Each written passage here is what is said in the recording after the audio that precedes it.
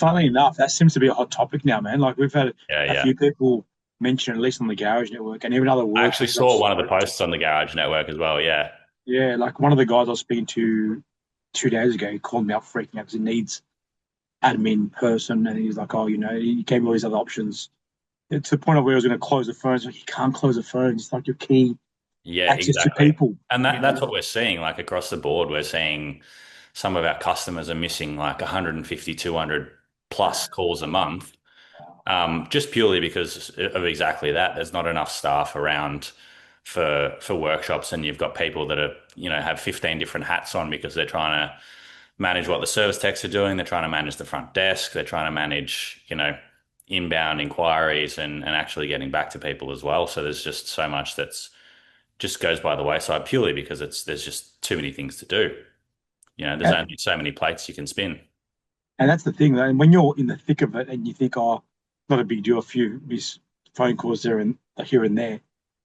That's the problem. Is that's 6 months away's problem because it Yeah, will come up in 6 months away when you've caught up.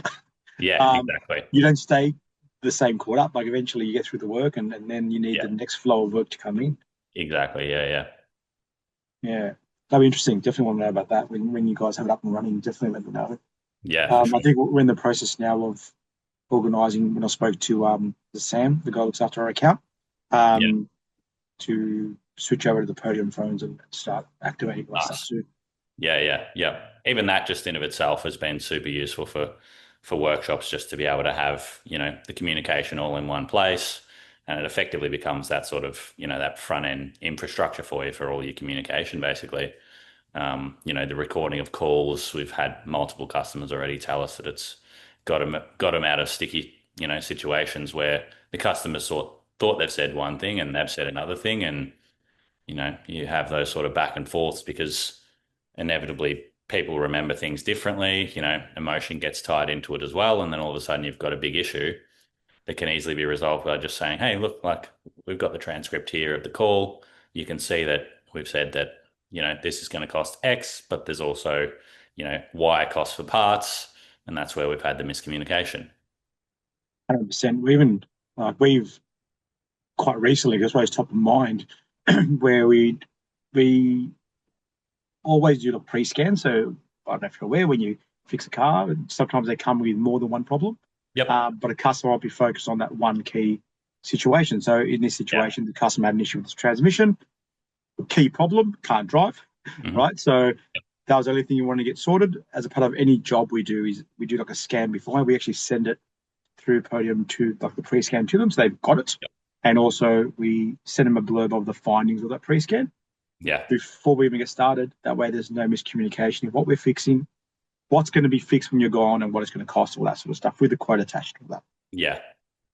And probably about a couple of days later, you'd come back in with oh, my radio's not working now. It's got one of those information touchscreen things.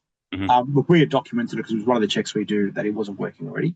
Hmm. But the biggest key thing that we had was that pre-scan was very clearly had the fault codes for that very specific problem. It's Yeah. like Yep. that's, and to be fair, it avoided any argument, any miscommunication. It avoided everything to the point of where we then ended up. He then wanted us to fix that for him. We fixed it and paid us, and it was all happy. Yeah. Like, Once people get like, once they get over that initial hump of like, oh, something's gone wrong, you've done something, and yeah, you're able to say, no, no, like you can see this is actually what's happened.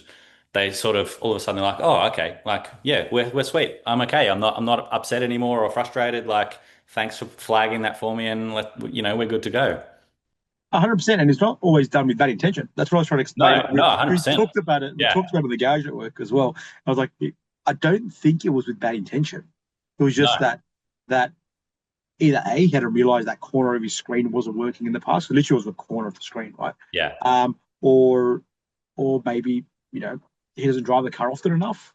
Who Hmm. knows what the problem is, right? Exactly. Yeah. But also, and I think I've just had my car fixed, everything should be fixed.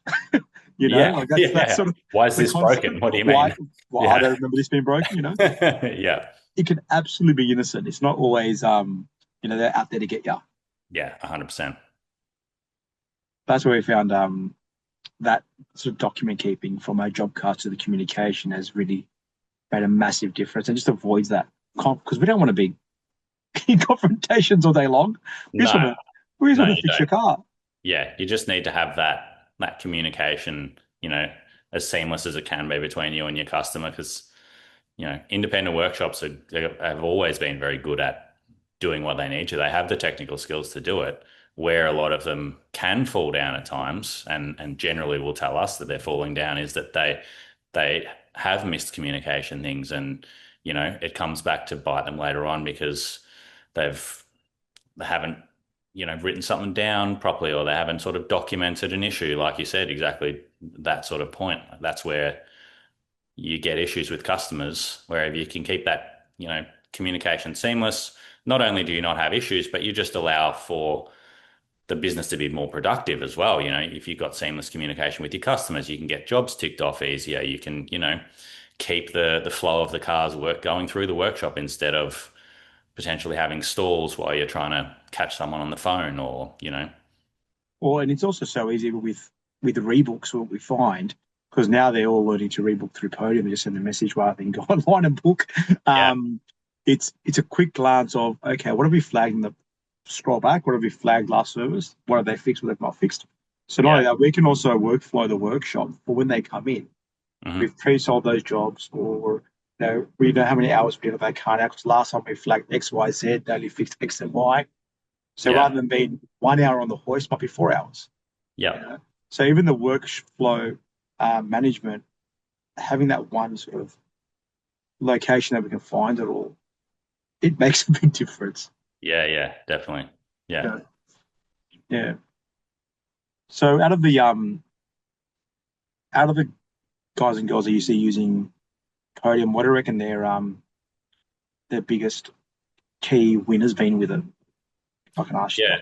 that. It's a good question. I think across like the network, whether that's because we obviously work quite closely across like your Capricorn networks, your VACCs, and the MTA bodies. I think one of the things that we tend to find that they need the most, or they sort of see as a win, is trying to create some sort of efficiency and ability to handle the workload that's coming through.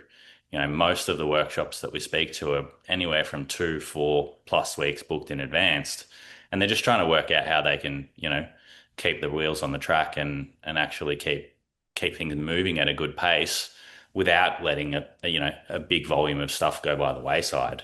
It goes back to that sort of communication that we're talking about as well. Like, the more things that you can automate at a base level, whether that's service reminders, or whether that's having texts go out for your job, to let the customer know what that inspection looks like, and what you need to get sort of confirmation of, and potentially even payment for.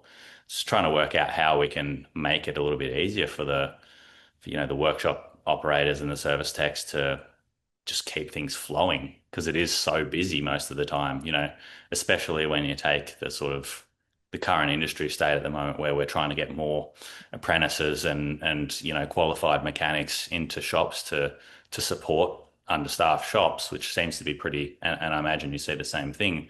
A lot of what I'm hearing across the industry is that it's quite a challenge. Um, so I think anything we can do to try and improve that is generally what's well received, and that's why I think when customers come on board, for example, at the moment, most of them are picking up the phone solution, because it just means they can have that centralized place where they can go to and just manage all of the volume of leads that are, coming through, or customer jobs that are coming through, that they need to try and keep on top of and keep communicating with. Yeah, look, that's definitely one of the reasons why we've sort of went pretty hard with the Podium product. Now, Yeah. with the you mentioned around communication. Now, with the I want to say it was one of your presentations or someone, the speed to response time and the Yeah. automation aspect of things. Yeah. Now, for us, I reckon that's been the biggest winner for lead approvals, like because we're pretty good at getting back to people pretty fast. Yep. And we have also some of the auto stuff that you guys have, the auto response that you guys have set up for us as well. Mhm. Have you seen a big improvement of sort of lead to booking using that sort of automated product? Yeah, I think, the sort of, especially the younger generations coming through, like, and post COVID for everyone, people want a response really, really quickly, right? We we 100%. we want to know if we want to know something, we want to know it yesterday. We don't want to Yeah. know it in 2 days. So I think being able to automate where you can and use AI where you can as well to try and increase that sort of speed of response. We see sort of the first 2 to 3 minutes if you can respond to that lead. It uplifts that sort of conversion. I think it's 391% is the sort of Jeez. stat that we have been able to pull, and it's an astronomical amount when you're thinking about how can you try and make sure that like we sort of spoke about earlier, when you've got that roadmap where you want to make sure you're still getting business through the door in 6 months, once you get through the sort of current flow of everything you've got happening, we want to make sure that we're utilizing what's in front of us, because a lot of the times it's not that there's not enough, work or not enough people to talk to. It's just that we don't have enough time to be able to actually get back to everyone and keep, everything flowing so that it can be, a nice seamless process where, cars finish, more cars are booked, and you just continue to flow from there. We don't want people to get stalled out, in a certain amount of time because maybe they don't have the reviews on their website to showcase to the younger generations how the business is operating, or maybe they, don't have the time to communicate to people on the phone that are ringing in trying to book in their jobs. Whatever those, I guess, those blockers are, we want to try and position the operators to be able to, fix that where they can, or at least try and optimize to reduce it somewhat. Well, even with the AI aspect of it, even the consistency of the tone and the language that is used. Like I was reading a stat on the expectation from a modern consumer is they expect the same tone every single interaction, Hmm. whether it be through a lead, whether it be through social media, whether it be through any aspect of communication, or even showcasing of who you are as a business. Yeah, They're looking for consistency to then build trust and to know that okay, these are the people they are, who they say they are. They're not just putting on a bit of front, which I found exactly. was a Yeah. pretty interesting stat, which I think the AI aspect of it, I think, can't be beaten. You cannot beat the consistency of having a decent AI system. No, definitely. And I think it allows for you to have that at scale. You're able to train the AI to be able to respond the way that you want it to. You can speak to it in plain language and be able to train it like you would a staff member effectively. And that's what we're going to continue to see, rolling into the coming few years. More and more people will be employing AI as effectively a staff member, as opposed to just a technology tool that they can use. It's purely, we don't have the capacity to respond or to speak to our customers at scale like we need to keep the sort of show on the road.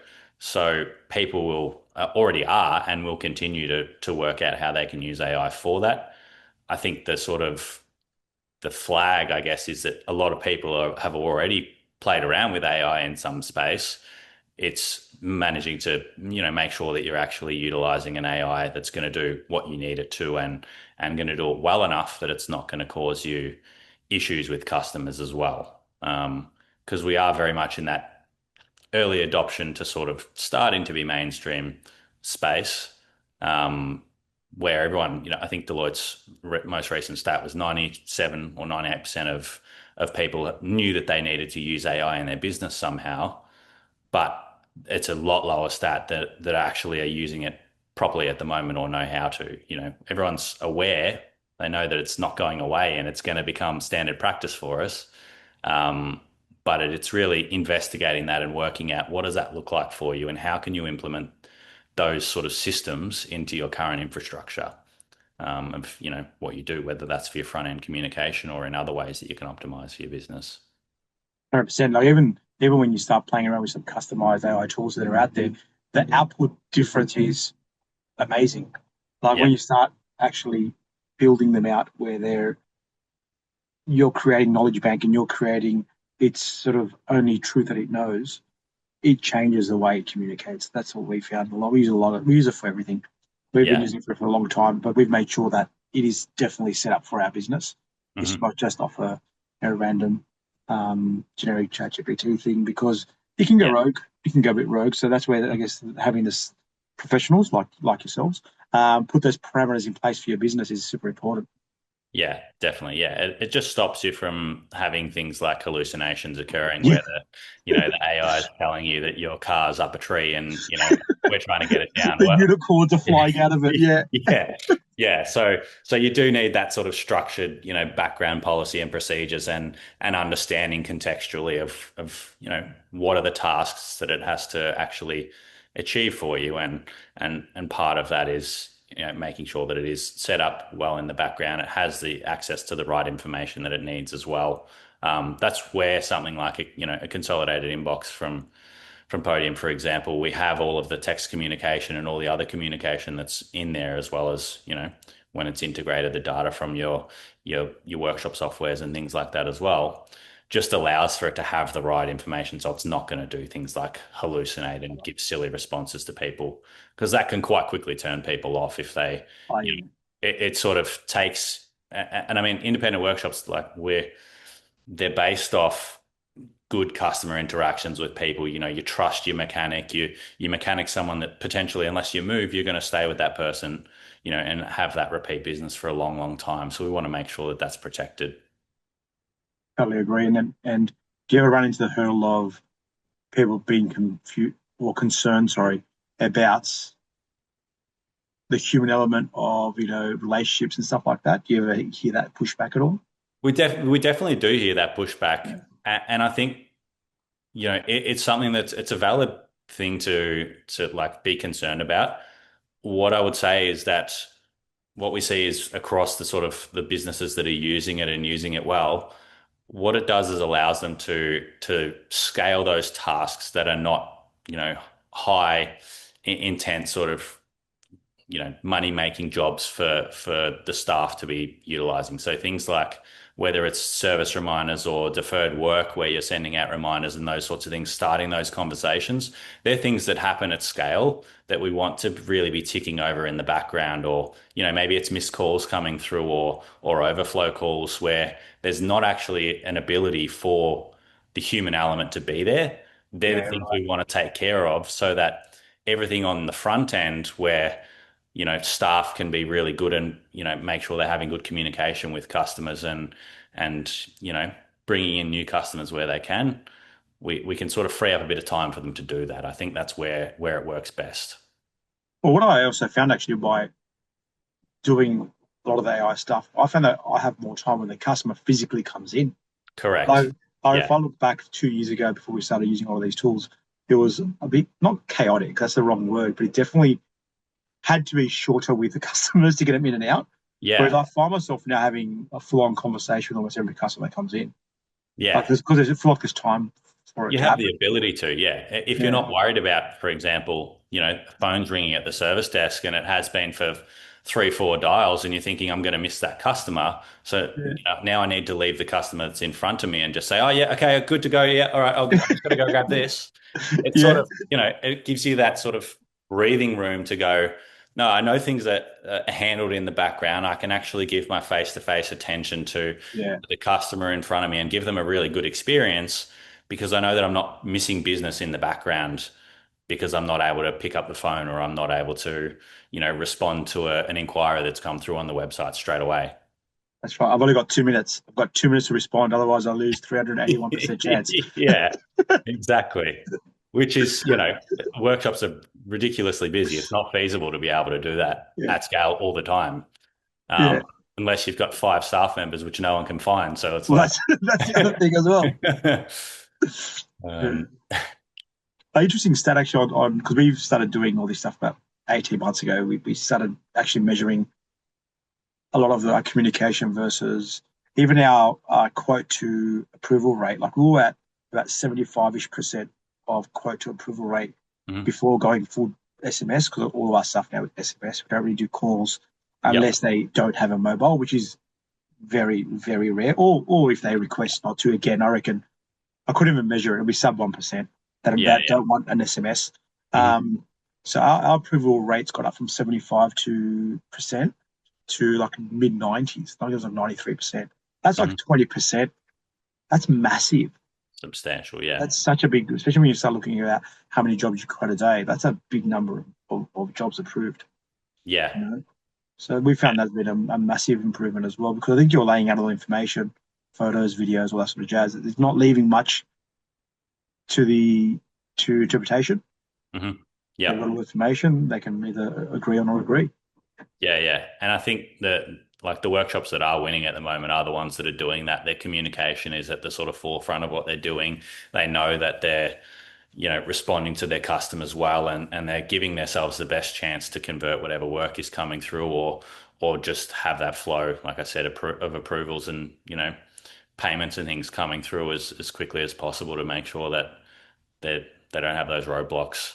So if you can treat things like, you know, those inspection links and all those sorts of things going out via text, or, if you're making phone calls, then that's fine as well. But whatever you need to do to make sure that that's in a nice flow and it's easy for the customer to respond, to pay if they want to, any sort of hurdles that you create just make your processing slower, and inevitably just makes it harder for you. You end up chasing things at the end of the day, or you're trying to, stop during the day to get something ticked off that needs to be done. Absolutely, absolutely. Well, that's a lot of information that I hope people are listening to. Yeah. Look, I mean, especially for probably people that are new onto traditional way of old school, like phone calls and sort of written communication via paper. Yeah. Um, Probably the same ones that would probably benefit from the next topic that I want to talk about, which is Google reviews and Mhm. even Google listings in general. I Yeah. guess. Um, how much importance do you sort of wave on Google reviews? I think it's something which is like the industry is catching up to, and I think businesses, especially the businesses who are doing really well, are well and truly on top of it. And you see them; they're the ones that have 200 or 2,000, 4 5 star reviews that are sitting on their platform. What it allows for us to do is just have a way to showcase that social proof that is, really important moving forwards. Your independent workshops used to be, your local area, and your word of mouth would be what would get things done for you.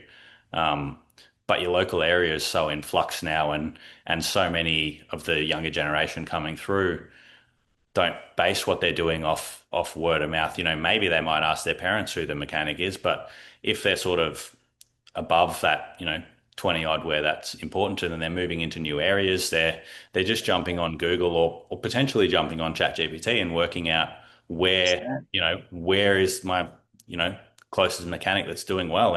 And we see across the board, whether it be Google or ChatGPT, Google reviews will bring your map pack up so that you're appearing, if someone's searching in the local area. But they're also really valid for ChatGPT when it's searching as well for sort of best mechanics in the area too. It will actually display for you if you have a look. When you're searching, it will display a handful of mechanics, and it will give you the Google review scores for them as well. So it's That's really interesting. You know what? Now that you're saying that, I know for a fact that when I was speaking to, I've got a younger nephew, and I reckon he doesn't use Google anymore. no, I there's actually don't think he no. uses Google. When we were It's talking probably last time.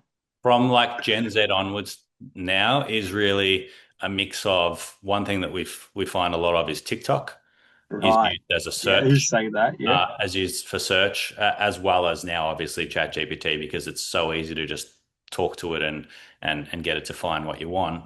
Um, so yeah, those are sort of platforms where, especially ChatGPT, or generally Google you'll still find for anyone above that sort of 30. Your Gen Y and onwards are still pretty prevalent using it, but it is starting to quickly get eaten into by ChatGPT.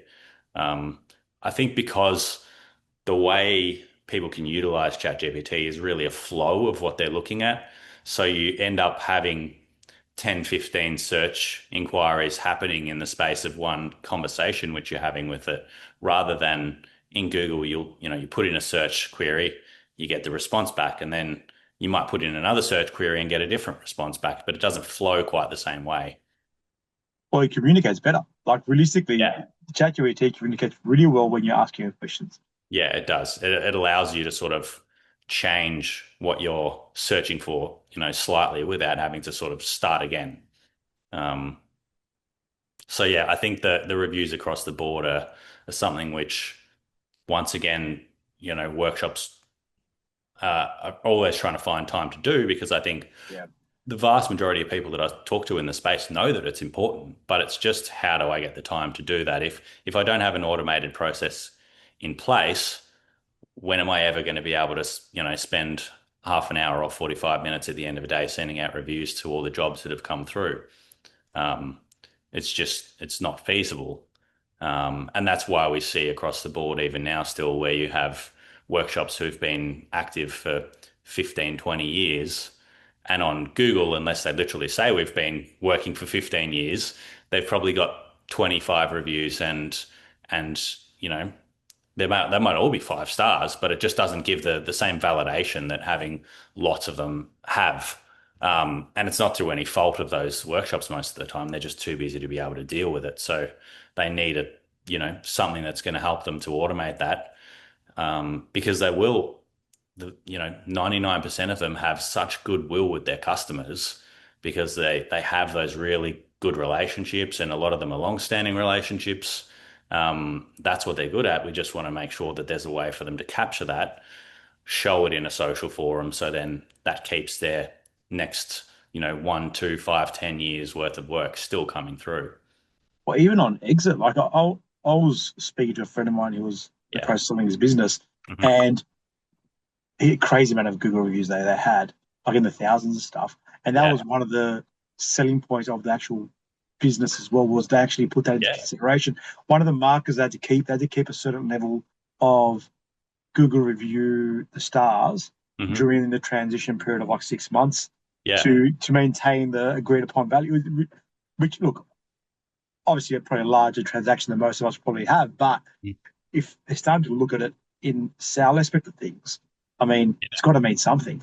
Oh, 100%. It has a tangible effect on Yeah. the amount of work that you're bringing in. If you're the clear, choice in your local area, which is, what we want you to be, that just means anyone who searches up, best mechanic, Wynnum, you know, the person who's getting all the, or at least the person who's getting a good portion of the work, but is able to show that, and have that review process working so that they're actually continuing to pile them on, they're just going to continue to win the business, because Google is, and ChatGPT, really, they're both built to give the best answer, right? So Google in particular makes a good amount of money off selling ads to make sure that, it's giving the best answer, and it's doing the best job it possibly can.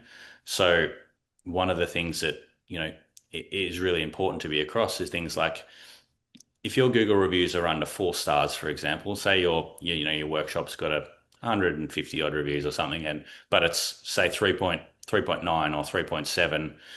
Maybe it's because you've only probably had, more than likely, it's probably because you've only had 30 reviews, and you've had 4 or 5 people who've had a really big bee in the bonnet that has literally Yeah. nothing to do with your workshop, right? It's just that there's no place to scale the reviews that are coming through. So you get a couple of people over the course of having your business open that you have a disagreement with. Um, Miscommunication, whatever, anything could be anything. yeah, Yeah. whatever that is, what that can mean is that all of a sudden Google doesn't see your business as best. If Mm. you're under 4 stars, when someone's inquiring about a good workshop or the best workshop in the area, you automatically don't appear, because Google thinks that it's not the correct answer to place you there. And it's funny you said that, because it's probably easier for a disgruntled customer to give you a 1 star review than it would be a very happy customer to give you a 5, which Yeah. sort of sucks, but unfortunately, it's probably the truth. Well, it sucks, but it is the truth, because the impetus is there for the person who's upset with you to leave a review. Yeah. They want to sort of, they want to get a bit back. Screw this guy. Yeah, Yeah. yeah, exactly. Whereas the good customer, generally, unless you're actually asking them and you're proactively, whether that's asking them in the shop, or maybe you're sending them a text message after they're finished and it's asking them, you only capture that sentiment if you ask for it when it's that good, Yeah. right? So it's important to be proactive in doing that, whether that's through a nicely created text that just says something like, "Hey, we're a family business. We really appreciate, you're choosing us to be your local workshop.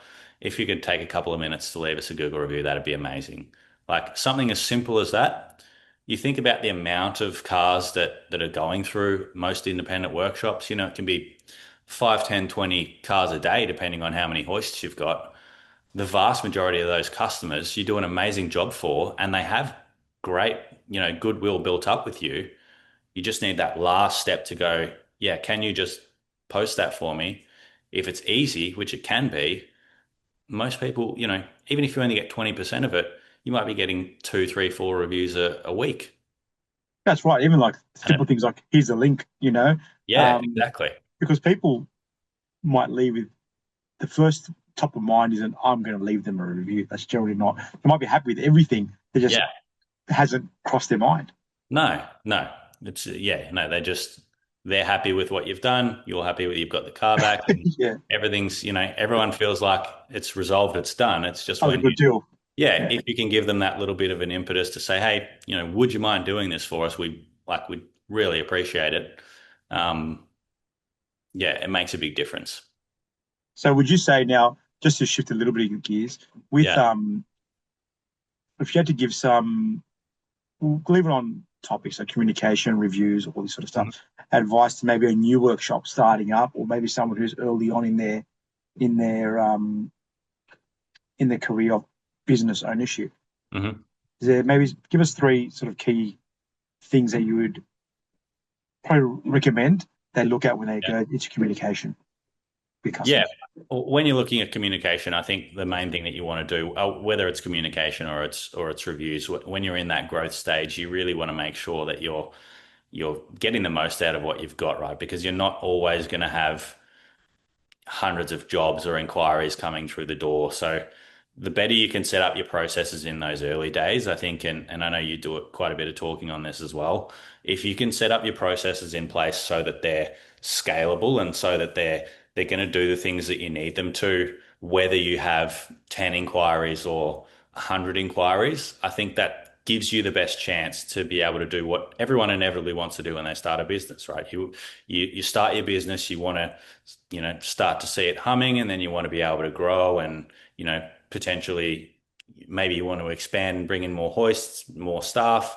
Maybe you just want it to be a nicely ticking sort of standard where you have everything going as it should. But I think either way, you need to have those processes in place to make sure that you're able to deal to your customers the way that they expect you to, which, as we said, most of the time now is straight away, Yeah, um, or at least 2 minutes, in a 2 minutes. timely Yeah. manner. I think the sort of, across the board at the moment for a lot of workshops, the average is like 40 hours for a response. Wow.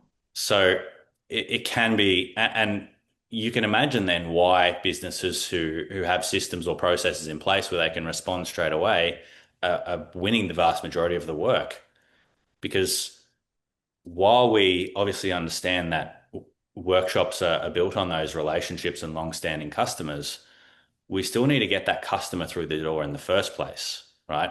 We need the newer generations of customers that are coming through, the 18-year-olds who've just got their first car and they're trying to work out where to service it. We need to make sure that we're giving them the service that they want so that they can be the long-standing customers and see us into the future. Um, so making sure that your system is in place to be able to do that and respond in a timely manner and give them the service that they would, that's going to keep them, is super important for sort of, like we talked about, future-proofing your business or getting it ready for exit if that's what you want to do as well. You don't want to get to 60, 70 years old Now and what? and your business is just based on a book of customers that you currently have, but there's no flow of new customers or you want to make sure if you do decide you want to exit the business, you've got to make sure there's something really tangible there that you can actually on sell to someone that will continue to work and have systems in place when you're not in that business. A lot of business owners get trapped in working a job effectively where nothing runs if they're not there.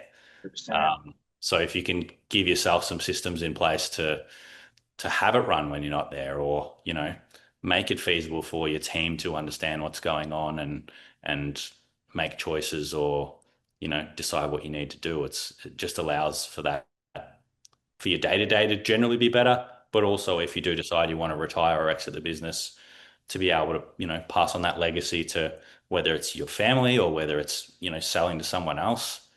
Um, Set it up as best you can, I would say, and it will make your life a lot easier. I know that there's plenty of people in workshops who are still in the workshop at 7 or 8 o'clock at night because they're trying to get on top of the admin they haven't been able to during the day. Oh, mate, I think every workshop owner at some point has been there.